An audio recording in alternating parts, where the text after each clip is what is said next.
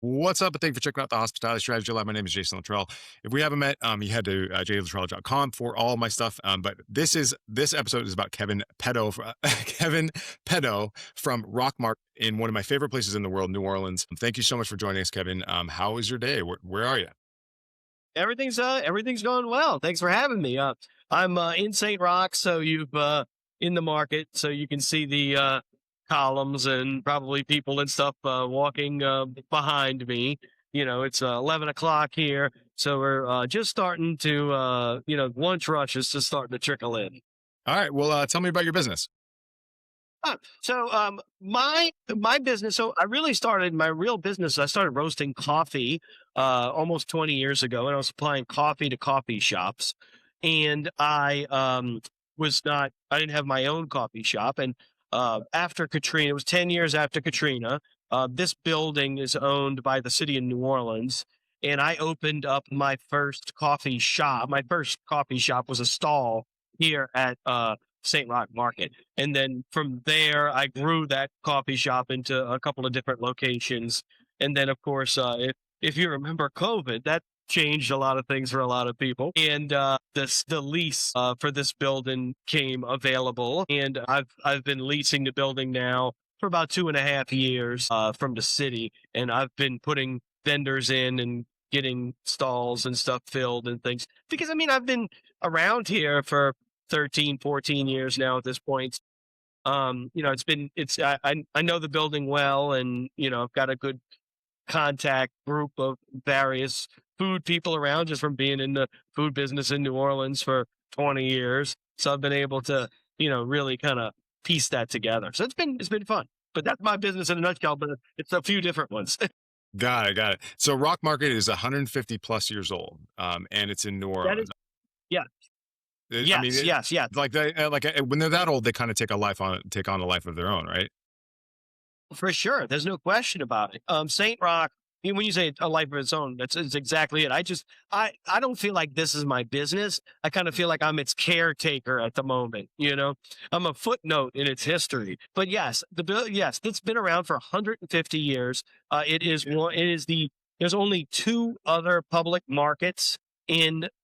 two public markets in New Orleans that the city still owns because prior to restaurants and grocery stores, the way a city like New Orleans that's old would have had to feed its population is from public markets. So the French market, of course, is the other public market with the Cafe Du Monde and all that type of thing that lots of tourists are very aware of. And of course, St. Roch, we're number two, and of course, certainly on the tourist radar as well. But we're an indoor food hall more concept than the open market that this building once was.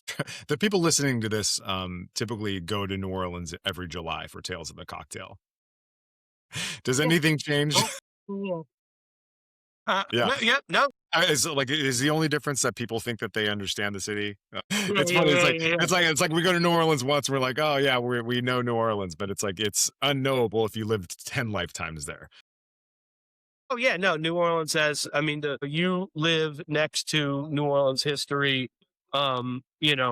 Everywhere you look, there's tons of history and tons of stories, and just because of its longevity, so many people have just walked through these halls. The columns that you see behind me here, I've got them decorated for Mardi Gras right now. It's carnival season here. That's right. Yeah.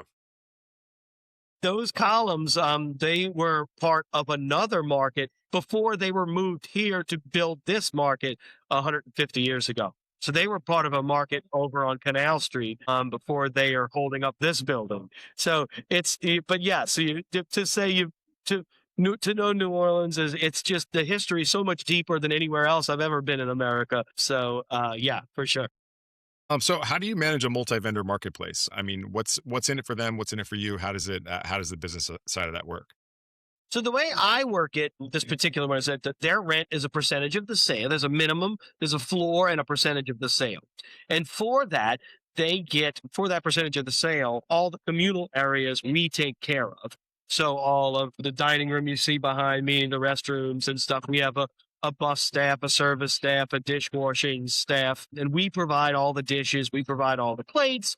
And so the vendors just put their food on the plates so they can focus, really on putting out good food. And we kind of do all the, the market management takes care of all the making sure the grease trap is changed and make sure the plumbing's working and kind of all those things where they can focus on the food. So that's kind of how we do it. Definitely, the vendors, we could get more artistic, creative vendors that are doing interesting dishes, and they can focus on that. We can focus on the operations and then strengthen numbers. We have 13 different restaurants in this room. So no matter what you want, no matter what you're interested in, how many times will you go out to eat and you say, what are you in the mood for? What are you in the mood for? I don't know. I'm kind of feeling like tacos. Well, shit, I was thinking about sushi. Then let's go to St. Roch. Like it's just a great place to, because a lot of times when you go out to eat, you just want to be together with people. And this is Mhm. a great environment for that. Huh. That's really interesting. I mean, there's a couple examples of that. I live in New York City, so like we have like Time Out Market, Time out. Yeah. and Eataly and a couple other multi-vendor marketplaces. Yeah. And it seems I've built a couple of myself. What's that? Yeah. I was going to say Italy is more, they Oh, it's own it all. They wholly owned. operate Yeah. it all. Right, where timeout is much more as a better example of what's going on here. Like that they have their staff through and all the different businesses are different, totally different businesses. Are there businesses inside of Rock Market that operate kind of a satellite location inside of Rock Market and then have a full brick and mortar somewhere else? Okay, at the moment, I'm thinking about that. At the moment, no, but I mean, besides of course, my coffee shop that I opened up here is still here, and I have other coffee shops. At the moment, no, but certainly over the years that has happened as people expand and grow. The Daily Beat is a big one that started here in the market and here in New Orleans. Of course, he opened up several in New Orleans. He's got one in Fayetteville now, Dylan. And so he had this one and that one, and then Good Bird was another one over the years that kept kind of both of them. COVID changed a lot of that, a lot of those will probably still be around, but yes, that does happen from time to time. So you reduce the risk profile for a new restaurant or a new restaurant concept considerably. So you're saying we're going to build, we already have the audience. Like we handle the marketing, we handle a good amount of the operations. You handle the creative and staffing. Do they handle the staffing as well? When they handle staffing for their foods, and we do kind of the common type of staffing, yeah, dishwashers and stuff. And everything runs through your POS for tracking, so you can see what's going on. That's correct. That's so I Okay, can see what's going on. Correct. cool. Everything Well, runs through my POS. it's all transparent. Yep. Okay, that makes sense. Have you ever had somebody? Have you ever had one of your vendors kind of matriculate into their own brick and mortar space?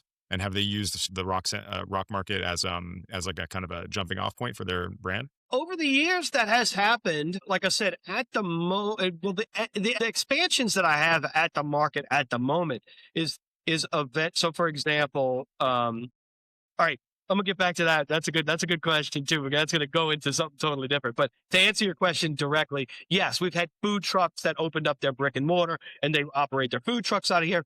We had another company, Elysian Seafood, over the years. That now they just do Elysian events. They just do weddings and catering. They have a big commercial kitchen elsewhere, but they started here with their stall and kind of morphed it into this was where they did a lot of their catering and stuff. Now they've done their own thing and they've taken off with that business. So over the years, things have changed. Right now, the growth with the vendors that I see, like for example, actually the stall right here, Arwen, she is Thai. She's from Thailand. Her cuisine is Thai, but she as a worked in a very fancy like Four Seasons in Thailand and did Italian food. And so like she's like, worked with Michelin star Italian food chef. So down the way, she's got an Italian stall. So the expansions that I have right now, are kind of like, like for her, she's doing Thai and Italian. And so really the expansions I have at the moment is not necessarily outside the building at the moment, but inside the building. But I've had restaurants, like I said, restaurants, the ones that I've had lately have got a good footing here, got a good following here, and then, moved on and done a restaurant. That's really interesting. Okay, so it's a multi-use space, and it's open from 7 a.m. to 7 p.m. So that's breakfast, lunch, and dinner. How do you manage the operations from multiple day parts? Like, how do you get them? How do you organize everybody to work from 7 o'clock until seven at night? yeah, we've got a big staff coming through. And really, what I've kind of done is, especially for our management staff, and really the management staff, even for time, is a big deal. But also just like, all right, what's going on in the kitchen? Like, you got 13 different cooks in that kitchen. There's a lot of things going on. So, like, I've got a manager that just deals with the kitchen. I've got a manager that just deals with the bar. And so, like, I've got my bartenders doing their creative drinks, working on that. But then I have a overall market manager, that's just working on that. So I've tried to kind of divide it so that way, like, everybody cannot know everything that's going on in this place. And so to divide it is important. Wait, there's not 13 bars there. How many? No, no, How no, no. many? There's only I one mean, bar. I mean, it is New Orleans, It's New Orleans. There is but only one bar here. there's Yes. one central bar. Okay, okay. And is that a leaseholder, or is that just managed by the? I have to manage the bar, which is, I'm used to coffee, and I've been doing coffee for 20 years, and so, like, that's the uppers beverage business, and the bar is the downers beverage business, and they're very different, and so it's taken me a little bit of time to get the different personalities of that going, but right now I've got an amazing set of bartenders, and I'm pumped with the way that the bar is going at the moment. Great. Actually, I'm sitting here. I'm sitting at the bar. Market's behind me. Okay. Well, you ever have any problems? Let me know. That's my world. All right. So tell me about some revenue streams. So beyond food sales, food and beverage. Like, what other kind of, how else do you make money? Is it events, merchandise? Where is the other revenue We've streams? got a little bit of everything.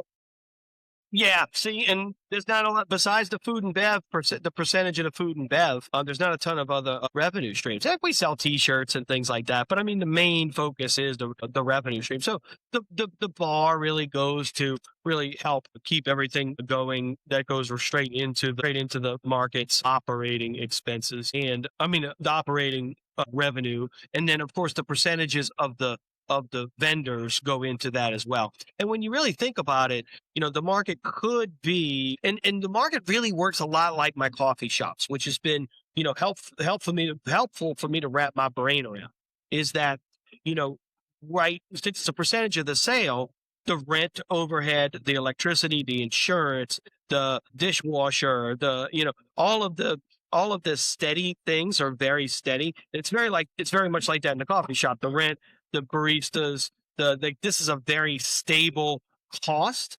However, it's a high cost. So getting to that high cost is the tricky part. But then once you get over that cost, that's when everything after that, it doesn't take that much more money to put on one more latte once the rent at a high traffic location is paid. And so it really doesn't cost that much more for the market when the vendors put out a plate of food, because the food cost of course is on them.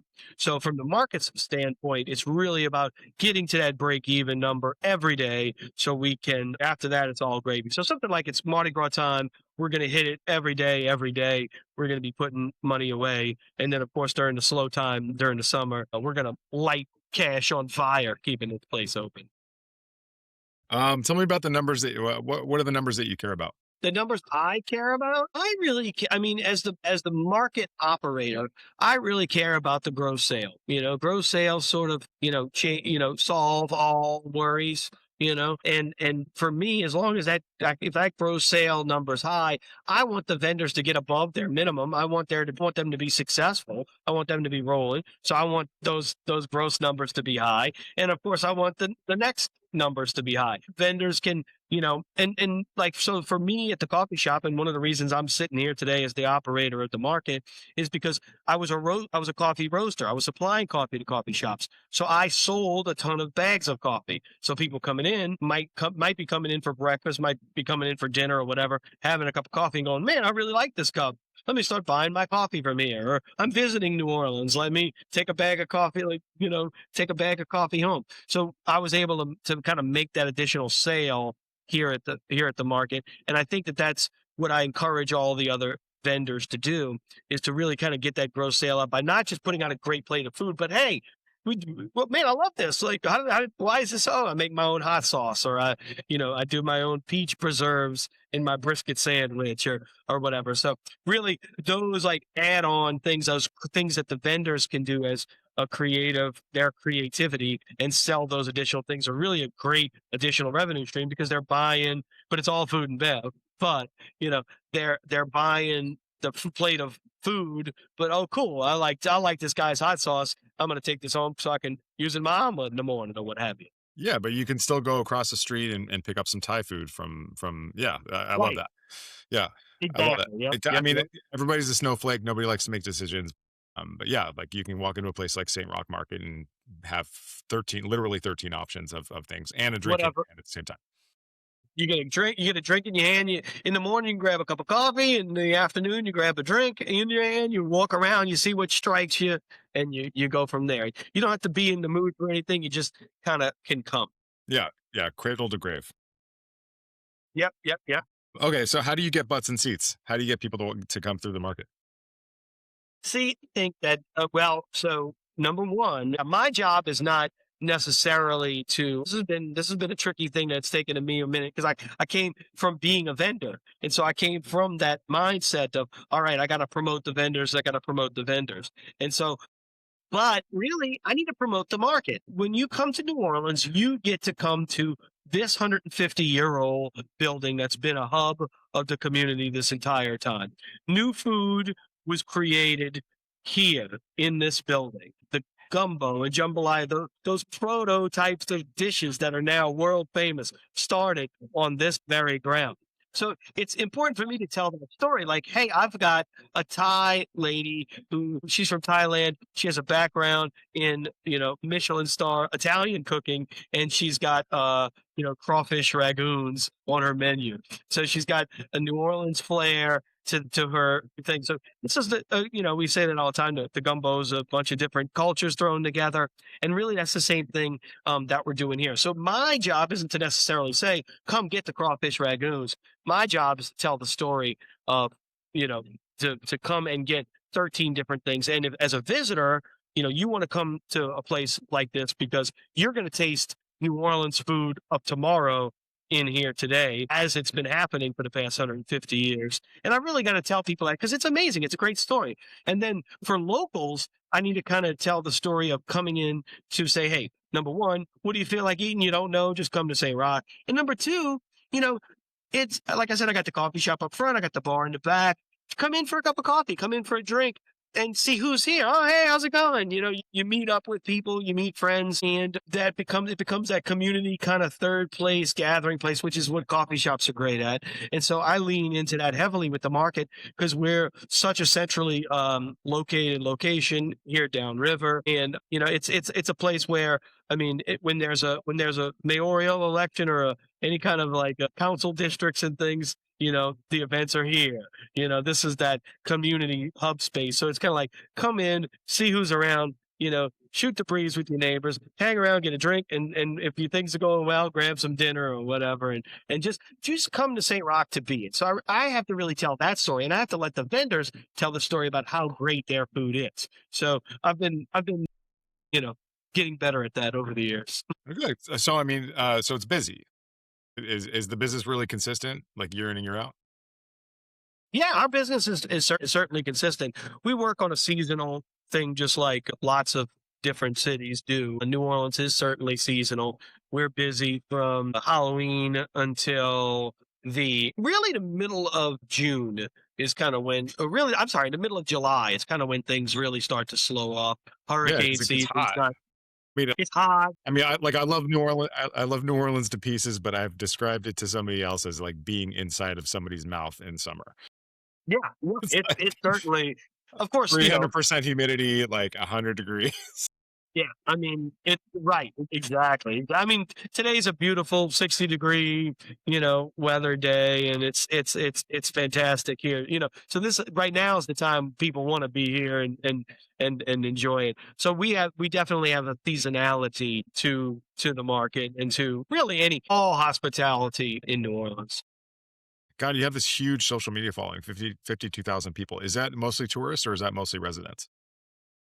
I don't know about the social media following. I don't have the stats on that, but I can tell you from our credit card sales, we're 50-50. We're 50% return rate and 50% new customers. Which anytime a new vendor or someone, asks me, "Oh, do you do mostly tourists? Do you do mostly locals? Like, how do I do it?" I'm like, "Man, you're gonna hate the answer I'm gonna give you, but it's 50-50. It's half locals and half tourists." That's an interesting number that I would love to hear more about. Like that's a data point I think is fascinating. A lot of people don't even keep track of that. But how do you know? Is that what I mean? What is that? That narrows it down a little bit. That's toast, I'm guessing, or So I'm square. sorry. Is it Oh, toast or that's square, square? square, square, Yeah, square, okay. square.